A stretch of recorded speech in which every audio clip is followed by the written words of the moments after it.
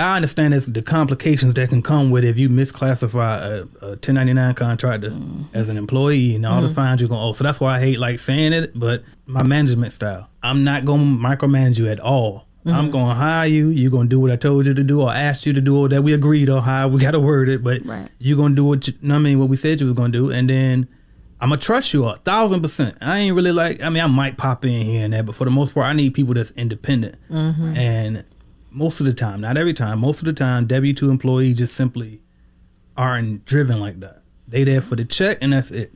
But when you get the 1099 contractors that take pride in their work, they've been doing this for 20 years. And, I know how to clean. You know, they put a little pride into it. All they just need is a little guidance, most of them. They don't know how to get their own customers most of the time. Like, that's the way I like to do it is partnerships. Because I know I'm not a good employee most of the time. I hate when somebody telling me what to do and don't give me my freedom. So I just try to create the opportunity for somebody that I wished I had when I needed a job.